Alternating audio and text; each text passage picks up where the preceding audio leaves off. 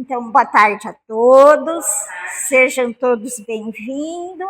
Vamos fazer a nossa oração. Deus, nosso Pai, Jesus, Mestre, amigo, espiritualidade aqui presente, que dirige os estudos de quarta tarde. Agradecemos por podermos ter esta casa que nos recebe com amor, com carinho, com acolhimento.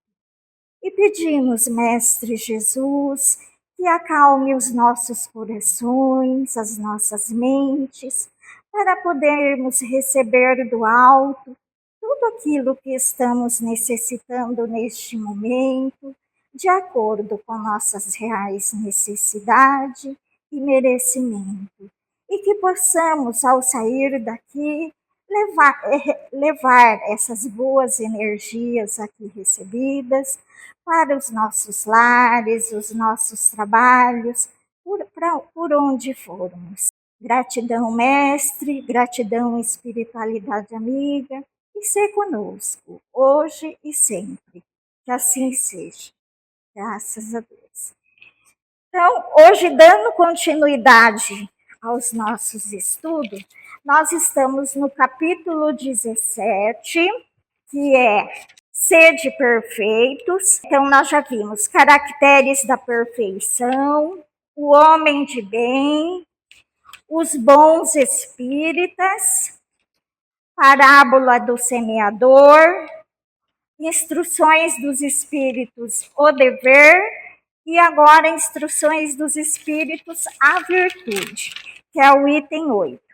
Então, antes de eu começar a falar sobre a virtude, eu vou ler uma lição que é do livro Jesus no Lar, que veio inclusive no nosso clube do livro do mês passado. Então, nós temos aqui na biblioteca. E essa lição, ele mostra bem o que é a virtude, como que eu poderia falar? Como ela atua nas pessoas. Às vezes a gente acha que é uma coisa e daí vai ver, não é bem assim. É a lição 26, o valor do serviço. Filipe, velho pescador de Cafarnaum, enlevado com as explanações de Jesus sobre um texto de Isaías, passou a comentar a diferença entre os justos e injustos, de maneira a destacar o valor da santidade na terra. O mestre ouviu calmamente e, talvez para prevenir os excessos de opinião, narrou com bondade. Certo fariseu, de vida irrepreensível, atingiu posição de imenso respeito público. Passava dias inteiros no templo, entre orações e jejuns incessantes. Conhecia a lei como ninguém, desde Moisés aos últimos profetas. Decorara os mais importantes textos da revelação. Se passava nas ruas, era tão grande a estima de que se fizera credor, que as próprias crianças se curvavam reverentes. Consagrara-se ao Santo dos Santos e fazia vida perfeita entre os pecadores da época. Alimentava-se frugalmente, vestia túnica sem mancha e abstinha-se de falar com toda pessoa considerada impura. Então, para todos ali que olhavam, era uma pessoa virtuosa. Acontece, todavia, que, havendo grande peste em cidade próxima de Jerusalém, um anjo do Senhor desceu, prestimoso, a socorrer necessitados e doentes em nome da divina providência. Necessitava, porém, das mãos diligentes de um homem por meio das quais pudesse trabalhar, apressado em benefício de enfermos e sofredores. Lembrou-se de recorrer ao santo fariseu, conhecido na corte celeste por seus reiterados votos de perfeição espiritual. Mas o devoto se achava tão profundamente mergulhado em suas contemplações de pureza que não lhe sobrava o mínimo espaço interior para entender qualquer pensamento de socorro às vítimas da epidemia. Como cooperar com o emissário divino nesse setor? Se evitava o menor contato com o mundo vulgar, classificado em sua mente como vale da imundície, o anjo insistia no chamamento. Contudo, a peste era exigente e não me admitia delongas. Eu lembrei, quando eu estava lendo dessa história, na época da Covid, né, que a maioria das pessoas não podiam nem sair na rua. Tá certo que tinha um motivo, né, que era para não aumentar a transmissão. Mas, por outro lado, a Covid, a impressão, a impressão que dava que era para a gente melhorar as nossas virtudes, pensar no próximo, acolher o próximo. E, no entanto, aconteceu exatamente o contrário. Cada um ficou no seu mundinho, na sua casinha, e aconteceu o que a gente viu por aí, né? Muitos abandonados, pessoas passando necessidade nas casas, idosos, pessoas que não tinham condições, e ficou aí. Então, a hora que eu estava lendo isso aqui, eu lembrei, falei, olha, a Covid foi bem assim. Foi agora, né? Há 3, 4 anos atrás. Isso aqui foi há mais de 2000 anos, mas não mudamos nada quase. Como cooperar? O anjo insistia no chamamento. Contudo, a peste era exigente e não admitia delongas. O mensageiro afastou-se, recorreu a outras pessoas amantes da lei. Nenhuma, entretanto, se julgava habilitada a contribuir. Ninguém desejava arriscar-se. Instado pelas reclamações do serviço, o enviado de cima encontrou o antigo criminoso que mantinha o propósito de regenerar-se por meio dos fios invisíveis do pensamento. Convidou-o a segui-lo, e o velho ladrão, sinceramente transformado, não hesitou. Obedeceu ao doce constrangimento e voltou-se, sem demora, com a espontaneidade da cooperação robusta e legítima, ao ministério do socorro e da salvação. Enterrou cadáveres insepultos, improvisou remédios adequados à situação, semeou o bom ânimo, aliviou os aflitos, renovou a coragem dos enfermos, libertou inúmeras criancinhas ameaçadas pelo mal, criou serviços de consolação e esperança e, com isso, conquistou sólidas amizades no céu, adiantando-se de surpreendente maneira no caminho do paraíso. Os presentes registraram a pequena história entre a admiração e o desapontamento. E porque ninguém interferisse, o Senhor comentou em seguida a longo intervalo. A virtude é sempre grande e venerável, mas não há de cristalizar-se à maneira de joia rara sem proveito. É a mesma coisa de, por exemplo, um lindo pão lá na vitrine. A vitrine pode estar cheio de pão, biscoito, mas se não for repartida, se não for, né, doada, distribuída, ela é simples enfeite. Mesma coisa aqui, né? Se cristalizar-se a maneira de joia rara, né, é sem proveito. Então, ela tem que ser trabalhada, ela tem que ser procurada, buscada, para poder ser útil. senão fica igual o fariseu, que ele sabia muito, conhecia as leis de Moisés, conhecia todos os versículos, capítulos, tudo certinho, mas na hora que ele precisou realmente pôr a mão na massa, não, imagina, ele ia se contaminar, ele não podia se misturar com imundície, ele era puro. Então, não tem valor algum. Se o amor cobre a multidão dos pecados, o serviço santificante que nele se inspira pode dar aos pecadores convertidos ao bem a companhia dos anjos, antes que os justos ociosos possam desfrutar o celeste convívio. E reparando que os ouvintes se retraíam no grande silêncio, o Senhor encerrou o culto doméstico da Boa Nova, a fim de que o repouso trouxesse aos companheiros multiplicadas bênçãos de paz e meditação, sob o firmamento pontilhado de luz. Então, aqui era Jesus falando com os seus apóstolos na casa de Pedro. Aí eu fui procurar no dicionário a definição de virtude, que a gente fala em virtude, mas né, parece uma coisa tão fácil, mas na realidade a gente não ganha de um dia para outro, nem recebe dos céus, do acaso. Então a gente tem que conquistar essas virtudes.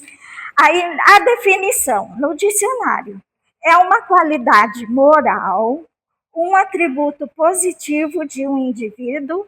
Virtude é a disposição de um indivíduo de praticar o bem.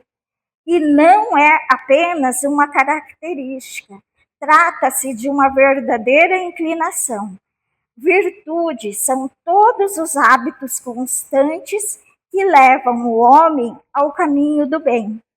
Virtude, segundo o dicionário Aurélio, são disposições constantes do espírito, as quais, por um esforço da vontade, inclinam à prática do bem. Aristóteles afirmava que há duas espécies de virtude, a intelectual e a moral. Então, aqui a gente vai ver a moral. A intelectual deixa para os filósofos lá debater. Aí eu fui no livro dos Espíritos, na questão 893. Lá, o Kardec pergunta para os espíritos, qual a mais meritória das virtudes? Aí eles respondem, toda virtude tem seu mérito próprio, porque todas indicam progresso na senda do bem. A virtude, sempre que há resistência voluntária ao arrastamento dos maus pendores. A sublimidade da virtude, porém, está no sacrifício do interesse pessoal. Então, a gente tem que esquecer da gente, pensar no outro, pelo bem do próximo, sem pensamento oculto. A mais meritória é a que assenta nas mais desinteressada caridade. Então, a verdadeira virtude que a pessoa pode conquistar é aquela que você faz desinteressadamente, sem pensar em si. Igual, lá mesmo na lição, na historinha que eu li, o ladrão lá, né, ele era considerado um excluído da sociedade, mas quando solicitaram o auxílio, ele esqueceu de tudo, esqueceu até que ia cuidar dos doentes e foi lá cuidar e fazer o que tinha que ser feito. Ele enterrou cadáveres, ele cuidou dos doentes, levou, provavelmente fez curativo, levou água, fez comida, fez tudo que estava necessitando, sem pensar nele, sem pensar nas consequências. Então, ele pensou no próximo, não queria saber se era o certo, se era o errado. Para ele é o que ele tinha que fazer e pronto. Essa é verdadeira, é uma virtude verdadeira. E a gente consegue ela de um dia para o outro? Não, é aos poucos e através das encarnações, através de cada encarnação que a gente passa, a gente conquista um pouquinho, conquista, melhora o que a gente já tem, nunca perde, mas vai se melhorando. E com o tempo a gente chega no que tem que ser o verdadeiro homem do bem. Consegue todas, mas vamos continuar falando. Aí, para Emmanuel, a virtude não é uma graça divina gratuita, mas uma aquisição imorredora do espírito, conquistada através do esforço próprio, trabalho e experiências em sucessivas encarnações. Ela representa o conjunto de qualidades morais, como a caridade, a paciência, a bondade, que se tornam valores eternos após o espírito superar imperfeições. Então, imperfeições todo mundo tem. E a doutrina fala muito, né? A gente olhar para dentro de si, fazer a reforma íntima. Então, o que a gente, nessa reforma íntima, a gente tem que olhar para as nossas sombras, acolher as nossas sombras, saber que a gente está errado em determinadas coisas e tentar se melhorar aos poucos. E vai ser de um dia para outro? Não, vai ser aos pouquinhos, às vezes de uma encarnação para outra, que a gente vai conseguir se melhorar. A virtude é fruto do trabalho e da dor, então das provas que a gente tem que passar, né? Vividas em múltiplas vidas, moldando o espírito. É a prática do bem, mesmo quando tem oportunidade de fazer o mal. E isso, infelizmente, assim, essa oportunidade de fazer o mal é o que mais se vê por aí. E aí é que a gente tem que ter firmeza e falar, não, tá errado, eu não vou fazer. Às vezes você tem que perder um emprego para não cair na tentação, para não seguir a coisa errada. Então, essa é uma prova que a gente tem que realmente ter certeza do que é errado, não importa. Se todo mundo da minha equipe lá está fazendo esse erro, eu não sou todo mundo, né? Eu penso diferente e não vou fazer o que os outros estão fazendo. A caridade é base.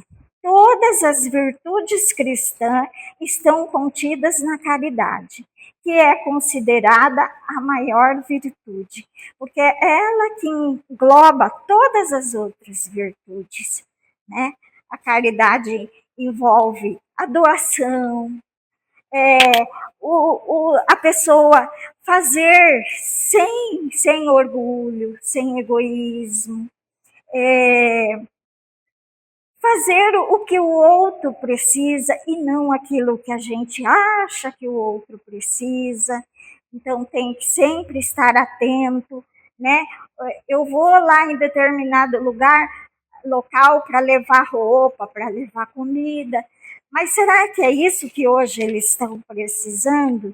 De repente, primeiro ir lá conversar.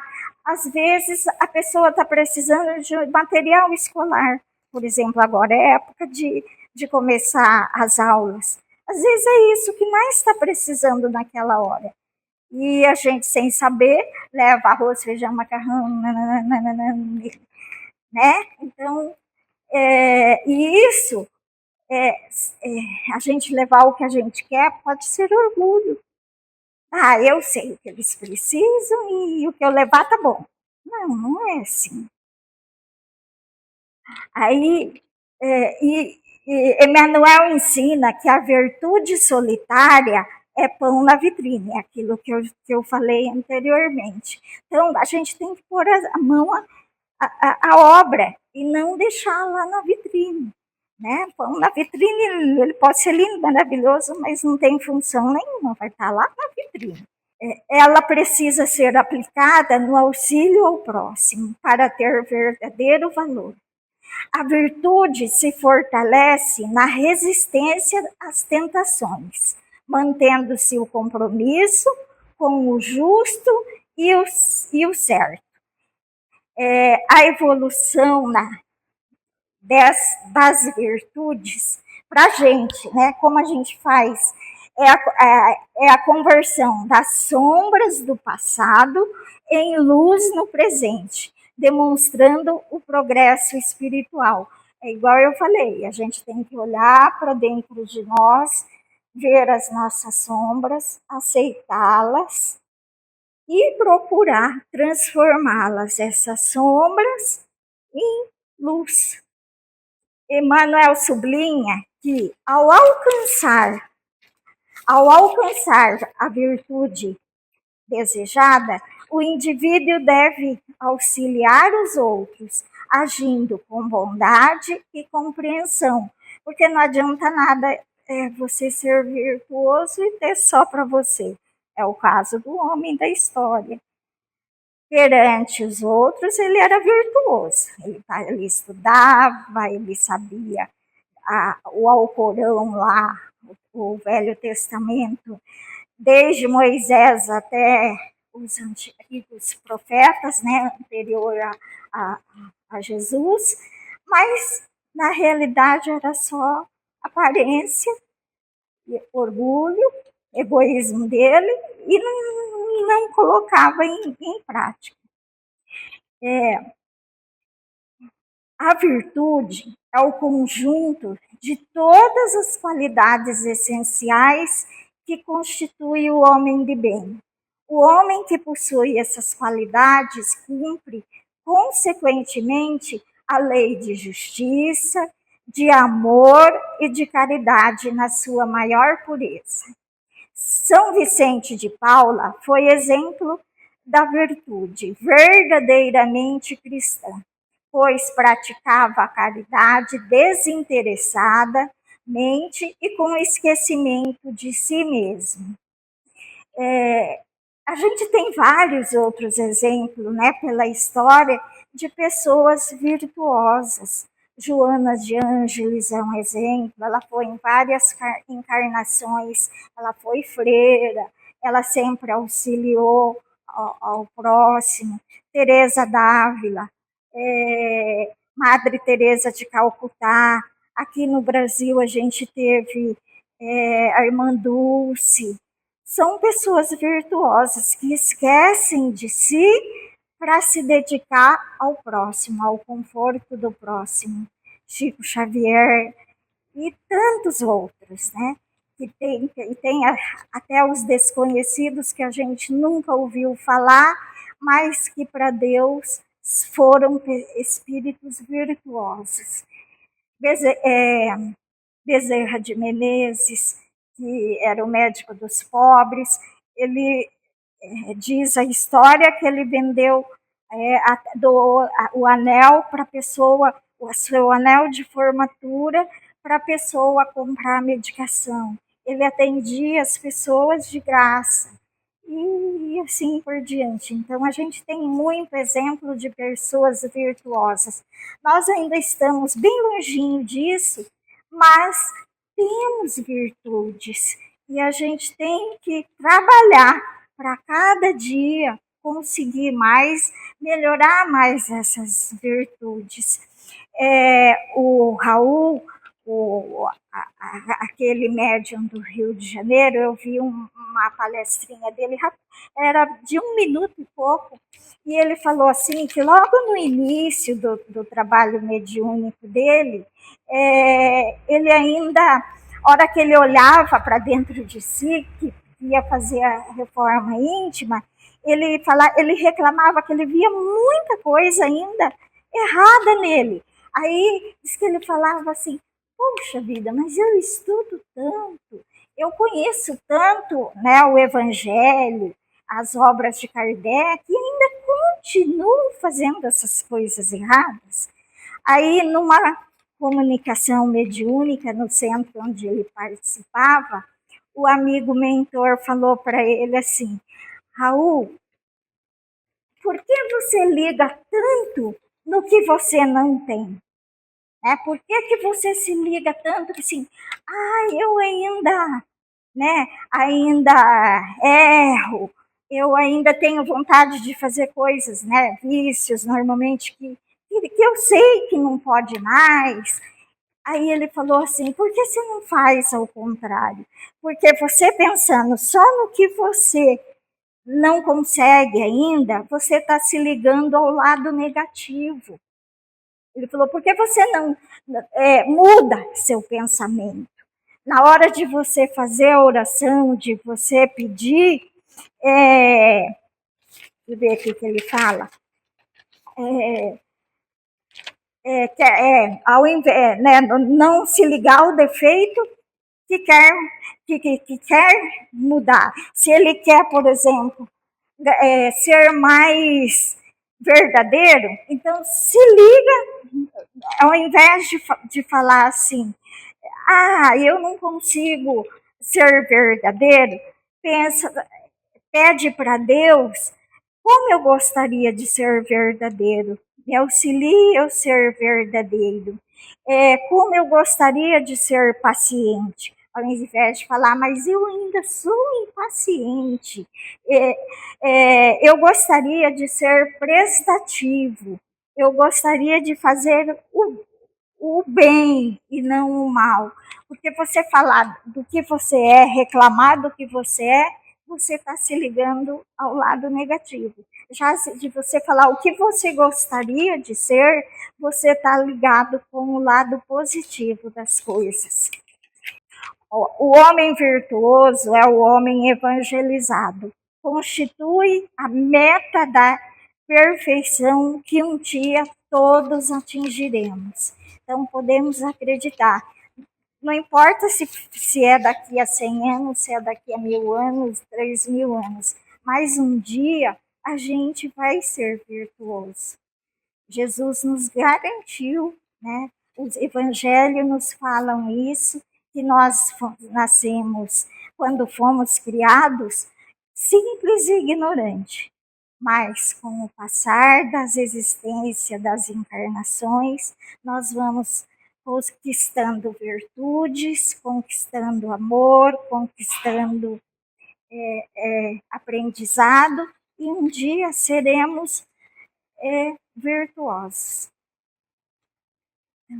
Acho que por hoje é só. Então, vamos mentalizar Jesus. Agradecemos, amado Mestre, por mais essa tarde. Sabemos que ainda somos falhos, que ainda precisamos do teu amparo, do amparo dos nossos amigos espirituais, nossos anjos da guarda, para podermos continuarmos trilhando o caminho do bem. Que possamos, como disse Raul, que possamos nos ligar ao lado positivo do que ainda nos falta. E cada vez mais nos afastarmos do que é negativo. Pedimos, Mestre Jesus, por todos aqueles que estão passando por sofrimento, ou que estão internados nos hospitais, nos postos de saúde, nos abrigos, nas prisões. Enfim, Mestre Jesus, o Senhor conhece a necessidade de cada espírito encarnado ou desencarnado do planeta Terra. E o Senhor conhece as necessidades e onde auxiliar cada um de nós. Se conosco, hoje e sempre. Que assim seja, graças a Deus.